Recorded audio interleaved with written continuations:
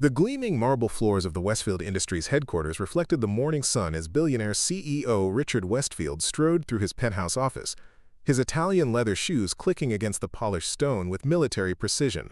At 52, Richard had built his commercial real estate empire from a single property into a multinational corporation worth $23 billion, and his success had fed an ego that grew larger with each acquisition. His Manhattan penthouse apartment occupied the top 3 floors of one of his own buildings, a testament to both his wealth and his need to display that wealth at every opportunity. The 30-room residence required a full staff to maintain its pristine condition, and Richard demanded perfection from every employee who entered his domain. Amira Hassan had worked as part of Richard's household cleaning staff for 8 months, arriving each morning at dawn to help maintain the sprawling apartment alongside 4 other housekeepers. At 28, she moved through the penthouse with quiet efficiency, her dark eyes taking in every detail as she polished furniture and organized spaces with meticulous care. But Amira carried secrets that her employer could never have imagined. Beneath her simple uniform and deferential manner was one of the most brilliant financial minds of her generation, a woman who spoke 6 languages fluently and held advanced degrees from some of the world's most prestigious universities.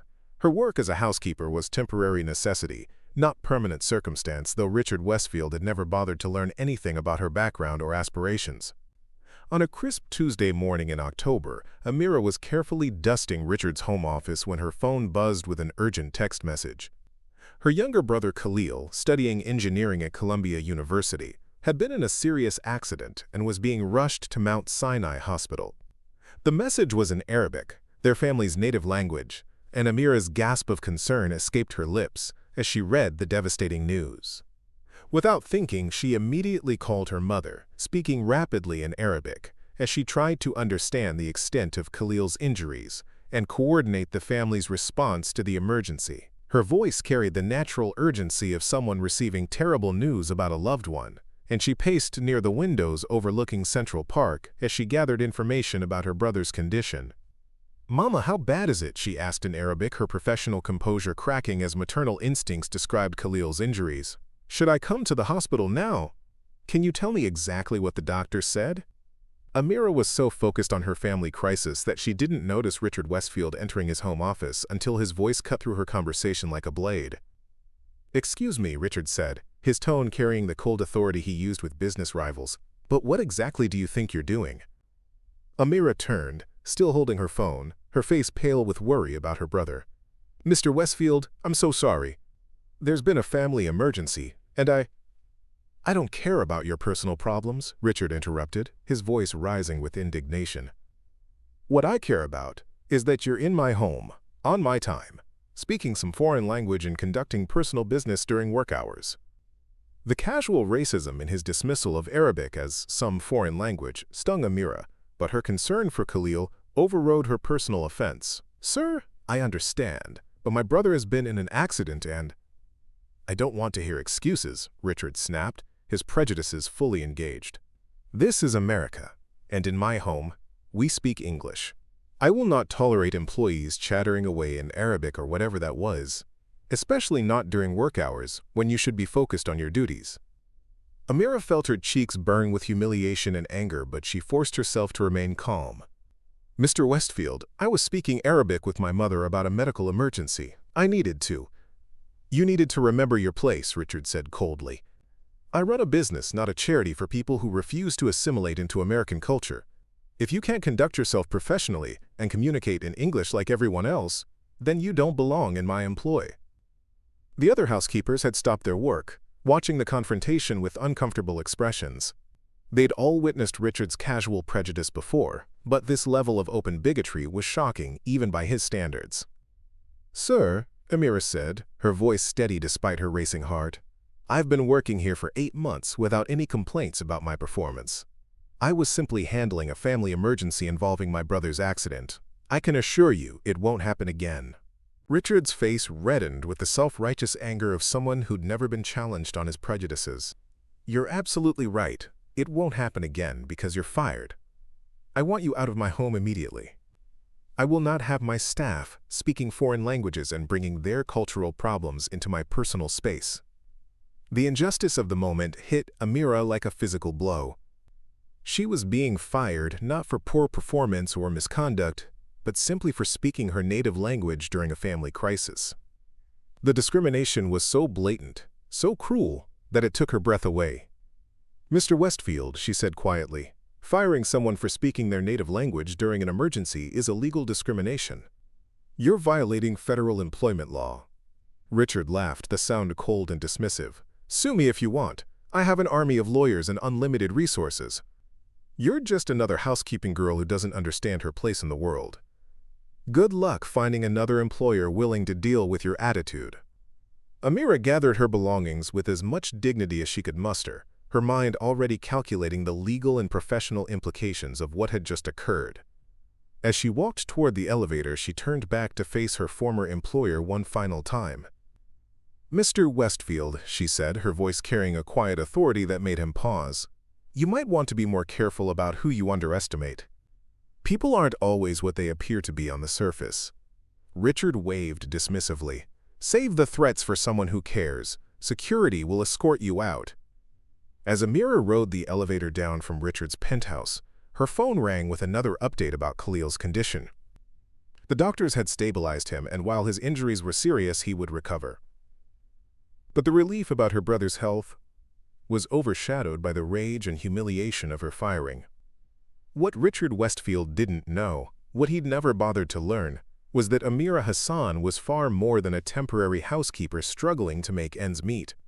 She held an MBA from Wharton, a master's degree in international finance from Oxford, and spoke fluent Arabic, English, French, Spanish, Mandarin, and German.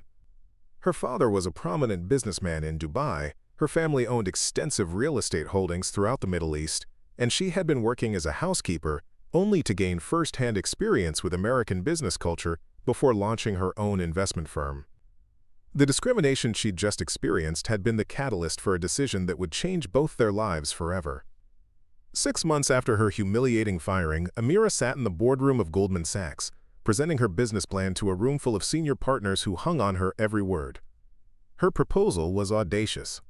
Create an investment fund specifically focused on acquiring and restructuring underperforming American commercial real estate companies, bringing international capital and innovative management strategies to a market ripe for disruption.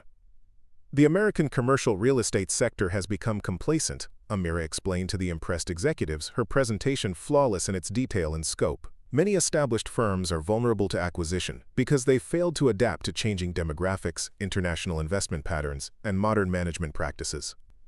Her family's wealth, combined with investment partners from across the Middle East and Europe, had given her access to nearly $8 billion in capital.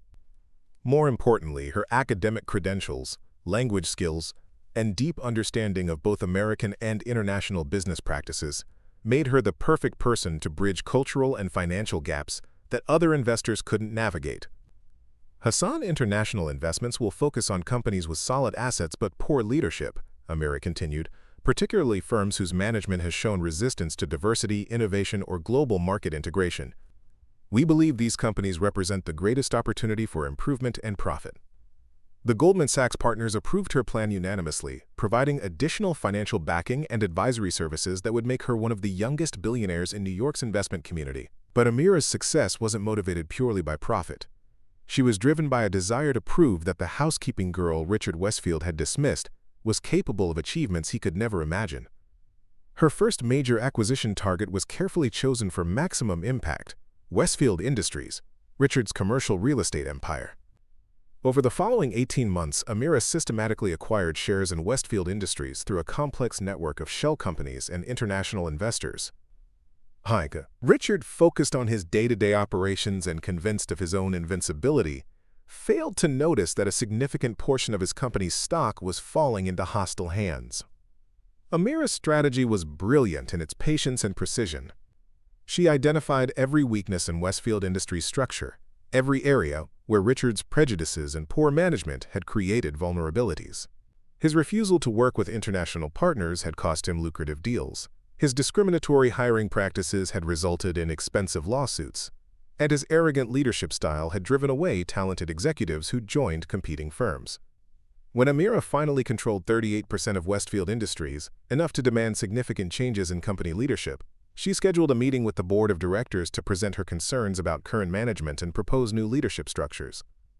Richard received the meeting notification on a rainy Thursday morning, initially dismissing it as routine shareholder business. He had no idea that his former housekeeper now controlled more of his company than he did, or that she was about to become the most powerful person in his professional life. The Westfield Industries boardroom was packed with directors, major shareholders, and senior executives when Richard arrived for what he assumed would be a standard quarterly meeting. He took his seat at the head of the mahogany table, comfortable in his role as chairman and CEO, ready to discuss profit margins and expansion plans. But when the meeting began, the focus immediately shifted to a presentation by Hassan International Investments about leadership restructuring and management improvements. Richard frowned, unfamiliar with the investment firm and annoyed that board time was being wasted on outside consultants. "Ladies and gentlemen," the board secretary announced, "please welcome Amira Hassan, founder and CEO of Hassan International Investments, our company's largest shareholder." Richard looked up from his papers as a woman in an elegant business suit entered the boardroom, her confidence and authority immediately commanding the room's attention. For a moment, he didn't recognize her, the sophisticated executive bearing little resemblance to the humble housekeeper he remembered. But when Amira smiled and made eye contact with him across the table, recognition hit Richard like a thunderbolt. "Good morning, Mr. Westfield," Amira said, her voice carrying the same quiet dignity it had possessed when he'd fired her 2 years earlier. "I believe we've met before, though under very different circumstances." The blood drained from Richard's face as he realized the magnitude of what was happening. The woman he'd dismissed as a housekeeping girl was now sitting at his boardroom table as the majority shareholder of his own company.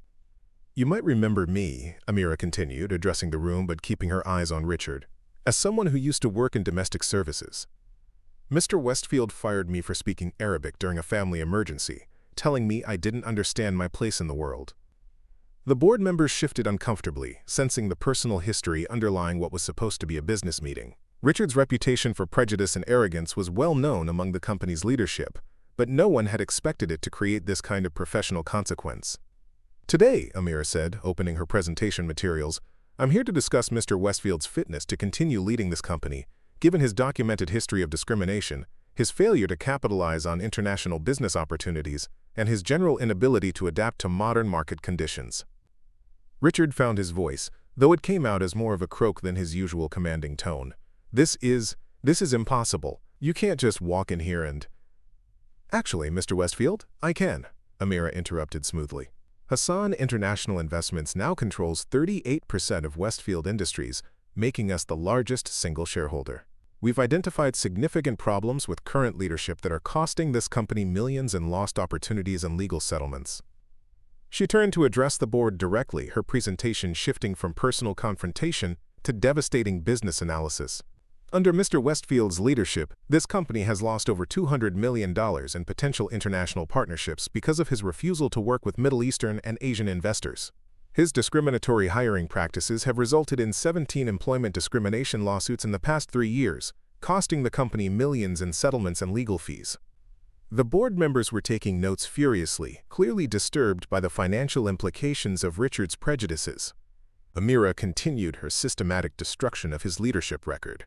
Furthermore, Mr. Westfield's management style has driven away top talent, with executive turnover rates 40% higher than industry standards. His failure to embrace diversity and international business practices has left Westfield Industries vulnerable to competitors who are more adaptable and inclusive. Richard watched helplessly as his career was dismantled by someone he'd dismissed as beneath his notice. "You can't do this," he said desperately. "This is my company. I built it from nothing." "And now you're destroying it through incompetence and bigotry," Amira replied calmly. "The board has a fiduciary responsibility to shareholders to ensure competent leadership.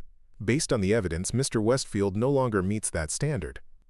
She turned to the board members, her voice taking on the authority of someone completely comfortable wielding power. "Hassan International Investments proposes immediate changes to company leadership, including the removal of Richard Westfield as CEO and chairman of the board. We recommend replacing him with management that can capitalize on international opportunities and create a more inclusive, profitable corporate culture." The vote was unanimous. Within 2 hours, Richard Westfield had been stripped of his leadership positions and reduced to a minority shareholder in the company that bore his name. Amira Hassan, the woman he'd fired for speaking Arabic, was elected as the new CEO and chairman of the board. As the board meeting concluded and executives filed out of the room, Richard found himself alone with his former housekeeper and new boss. The reversal of their positions was so complete, so devastating, that he could barely comprehend what had happened. "How?" he asked simply, his arrogance replaced by bewildered defeat. Amira sat back in what had been his chair just hours earlier, studying the man who had once held absolute power over her employment. "Mr. Westfield, you fired me because you assumed that someone who cleaned houses couldn't possibly be intelligent, educated, or capable of achieving anything significant. You never bothered to learn about my background, my family, or my qualifications." She pulled out a folder containing her academic transcripts, professional certifications, and family business portfolio. "I have an MBA from Wharton, a master's in international finance from Oxford, and I speak 6 languages fluently. My family owns extensive real estate holdings throughout the Middle East, and I've been trained in international business from childhood." Richard stared at the credentials in shock, realizing the magnitude of his misjudgment. "Then why were you working as a housekeeper?" "Because I wanted to understand American business culture from the ground up," Amira explained. "I plan to work in various service positions for a year before launching my investment firm, gaining first-hand experience with how American executives treat their employees and conduct their businesses." The irony was devastating. Richard's discrimination had given Amira perfect insight into his character flaws and business vulnerabilities. "Your treatment of me wasn't just morally wrong, Mr. Westfield. It was strategically stupid. You showed me exactly what kind of leader you were, and I used that knowledge to identify the weaknesses in your company." Richard slumped in his chair, finally understanding the full scope of his downfall. "What happens now?" Amira considered the question seriously, her expression showing neither vindictiveness nor mercy. "Now you learn what it means to work for someone else, to follow orders instead of giving them, to be judged by your performance instead of your prejudices." She stood up, preparing to leave the boardroom that was now hers to command. "I'm offering you a position as a junior real estate analyst, Mr. Westfield. The salary is $60,000 a year, about what you paid your housekeeping staff. You'll report to managers who will evaluate your work based on results, not your bank account or social connections." The offer was both generous and humiliating, a chance to rebuild his career from the bottom, but only by accepting the same kind of position he'd once dismissed as beneath his notice. "Why would you give me any job at all?" Richard asked, his voice barely audible. "Because everyone deserves a chance to prove they can change," Amira replied. "You showed me no mercy when I needed understanding, but I believe in giving people opportunities to learn from their mistakes. The question is whether you're capable of growth, or whether your prejudices are more important to you than your future." Richard looked around the boardroom one final time, seeing it through completely different eyes. The mahogany table, the leather chairs, the view of Manhattan, all of it now belonged to someone he'd dismissed as unworthy of basic human respect. "I'll take the job," he said quietly. 3 years later, Richard Westfield sat in a small cubicle on the 15th floor of what had once been his building, preparing market analysis reports for senior executives who had once reported to him. The work was humbling but honest, and he'd discovered that his analytical skills remained sharp when stripped of his former arrogance and prejudice. Under Amira's leadership, the newly renamed Hassan Westfield International had become one of the most successful real estate investment firms in the world, with partnerships spanning 6 continents and a corporate culture built on diversity, inclusion, and mutual respect. The company's profits had tripled, its reputation had been restored, and its workforce had become a model for other organizations seeking to embrace global perspectives. Richard had proven surprisingly adaptable to his reduced circumstances, learning to find satisfaction in work well done rather than power wielded over others. His colleagues knew nothing of his former status, seeing only a dedicated analyst who treated everyone with respect and showed genuine appreciation for opportunities to contribute. On a quiet Friday afternoon, Amira stopped by Richard's cubicle to review his latest market research report. Their professional relationship had evolved into something resembling mutual respect, built on his gradual acknowledgement of his past failures and her consistent fairness in managing his career. "Excellent work on the Dubai analysis," Amira said, setting down his report with several notes of approval. "Your insights into cultural considerations for international partnerships have been particularly valuable." Richard looked up from his computer, his expression showing none of the arrogance that had once defined his interactions with employees. "Thank you, Miss Hassan. I've been learning a lot about markets I never bothered to understand before." "Understanding comes through experience and humility," Amira replied. "You've shown both qualities in recent years." She paused, then added something that surprised them both. "I've been considering promoting you to senior analyst, with a focus on cross-cultural business development. Your transformation has been remarkable, and the company could benefit from your new perspective." Richard felt a genuine surge of gratitude, not the entitled expectation he'd once felt toward career advancement, but honest appreciation for recognition earned through effort. "I would be honored to take on additional responsibilities. The position comes with travel to our international offices," Amira continued. "You'd be working with partners in Dubai, Singapore, Sao Paulo, and other cities where understanding local culture is essential for business success." The opportunity represented not just professional growth but personal redemption, a chance to use his experience with prejudice to help build bridges across cultural divides. "Miss Hassan, I want you to know that I understand how lucky I am to have this second chance. 3 years ago, I was the worst version of myself, and you had every right to destroy my career completely." Amira nodded thoughtfully. "Destruction is easy, Mr. Westfield. Transformation is much more difficult, but infinitely more valuable. You've proven that people can change when they choose growth over grievance." As Amira walked away, Richard reflected on the extraordinary journey that had brought him from penthouse to cubicle to the possibility of senior management once again. But this time, his advancement would be based on merit, cultural sensitivity, and respect for others, qualities he'd never bothered to develop during his years of inherited privilege. The millionaire who had fired his maid for speaking Arabic had learned that prejudice was not just morally wrong but professionally suicidal. The woman he'd dismissed as a housekeeping girl had returned as his boss, teaching him that true leadership comes from understanding, not arrogance, and that success in a global economy requires embracing diversity rather than fearing it. In the end, Amira Hassan had achieved something far more valuable than simple revenge. She had created an opportunity for genuine transformation, proving that justice served with wisdom can change not just circumstances, but character itself.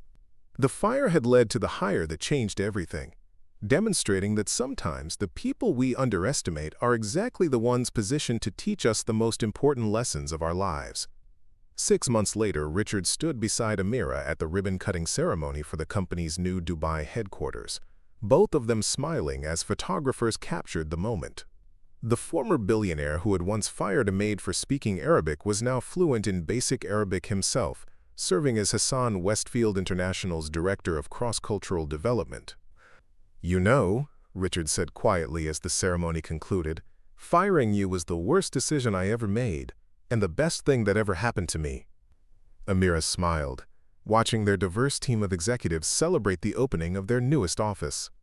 "Sometimes we need to lose everything to discover who we really are, Mr. Westfield. The question is whether we choose to learn from the fall or remain bitter about the landing." Richard nodded, finally understanding that his greatest achievement wasn't the empire he'd built through arrogance, but the character he'd developed through humility. The maid he'd fired for speaking Arabic had indeed returned as his boss, and in doing so, she'd given him something far more valuable than the fortune he'd lost. She'd given him the chance to become a better man. The millionaire had fired the maid for speaking Arabic, but she had returned to teach him that respect, like success, must be earned rather than inherited. In the end, they had both won. She had claimed the justice she deserved, and he had discovered the person he was meant to be. Sometimes the greatest victories come not from defeating our enemies, but from transforming them into the people they should have been all along. The end.